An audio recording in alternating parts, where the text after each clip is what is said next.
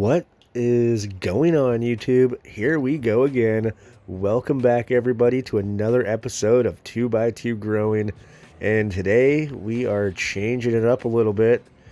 We are inside the 5x5 grow tent, and we are going to be making a fully automated grow tent using some new equipment and using some old equipment.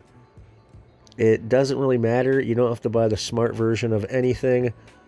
If you just have a bunch of old stuff laying around, you can pretty much all hook it into the new iHub from Mars Hydro.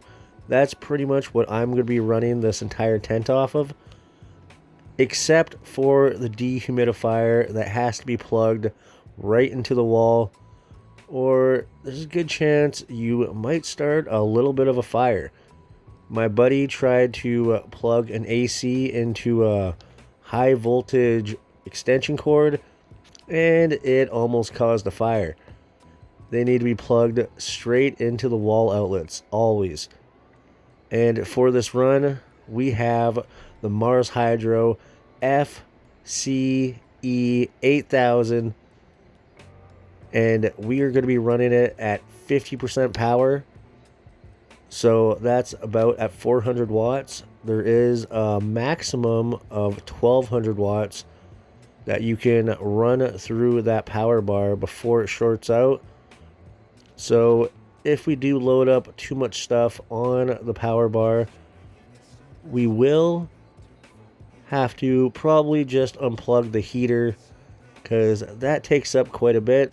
That will free up about 400 watts for the iHub, and that'll be more than enough to run all my other fans, the inline fans off of, and everything. Heaters take up a lot of wattage. Right now, I'm just going to be starting off by doing a bit of a wattage check. And for any old school lights, back in the day, you'd have to physically unplug them, like I have with my Mars Hydro TS1000. I have the first version, and you have to manually unplug it. So that was some good times. We've come a long way. You no longer have to do this anymore. On this power bar, for one, you could just click the button right here if you want to turn it off. But the whole thing with this automatic grow show that I'm going to be putting on right here is I can control it all from my phone. And that's where this Mars Hydro iHub really shines. I don't need to be anywhere near this thing, and I can check on everything, how it's going to be going. I might even throw a little bit of a webcam inside of here, just so I can get some extra footage and also keep an extra eye on things. I'm just going to go over a list of the things that I'm going to be automating inside this grow tent, and that is the watering system. I have 2 self feeders right there. I have some heat hooked up to an Inkbird. Then I have the dehumidifier, all automatic. All I need to do is just empty the dehumidifier once every 2-3 days, or depending if it's later on in the grow show, probably every day when you get those nice big juicy ones going on. So there's going to be that, and then there's going to be replacing my water reservoir for the feeders that I have right there. And of course, you're going to have to manually trim off any little leaves that you have that are getting in your way. That's all very minimal work, probably about 30 minutes a week. And that's what I'm going to try to get this grow tent down to. I'm going to make it very easy so I could go on a week-long vacation perhaps. That would be something else. It's been a while.